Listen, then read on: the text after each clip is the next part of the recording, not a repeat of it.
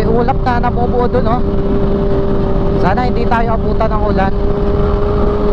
Grabing napakaganda yung mga design ng kahoy dito. Sasalubong sa gitna yung mga dahon nila, mga sanga.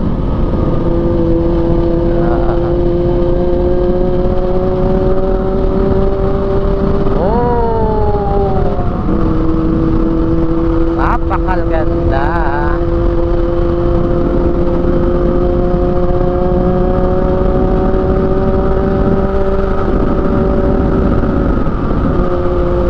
Kaya paborito ng mga riders dito.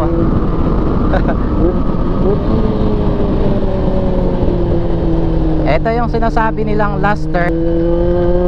Kasi huling kurbada, tapos straight na papunta doon.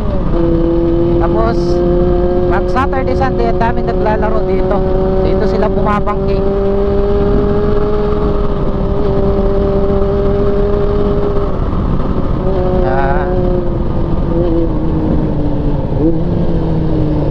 Pasikong kurbada ulit. Kakatakot na ano, magbangking.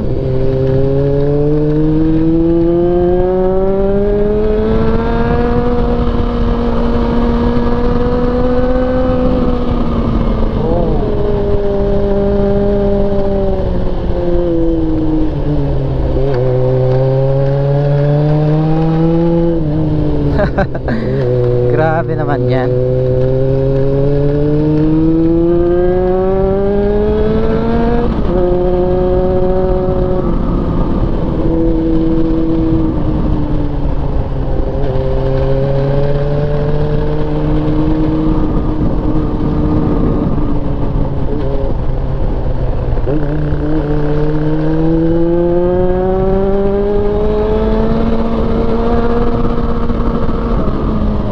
Ulit.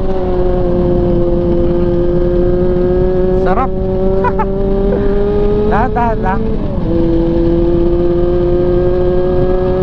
Asa itong motor natin mauungol, kaya akala mo mabilis eh. Pero takbo natin 69, 71. Sa taas ulit, maubos yung battery natin. Pag naka 4K, ang bilis maubos. Maabot ng parang 10 to 15 minutes, ubos agad. Kaya kailangan natin mag-invest ng battery para sa ating GoPro. Tapos memory card na mataas na jeep para sulit yung mga video records. Hindi tayo magtitibit. Makuha na natin yung mga magagandang spot na madadaanan natin sa pagpapatuloy ng ating solo motorcycle adventure. Sana suportahan nyo ako dito sa aking ginagawang solo adventure. Ayoko kasi sa mga grupo, kasi pagka grupo mo mabibilis. Ayoko ng ganun. Ayokong nagmamadali. Gusto ko hawak ko lagi yung oras ko, kesa doon sa makikipag-abulan, nagkukos ng aksidente.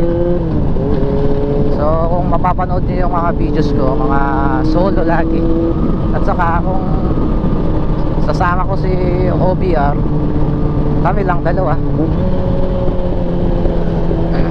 Tignan nyo, sharp curve dito.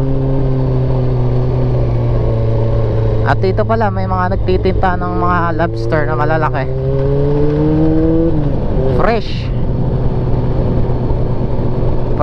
lobster. At mag-ingat din sa mga baka dito, kasi minsan sa gitna dumadaan, tapos natutulog pa sa gitna.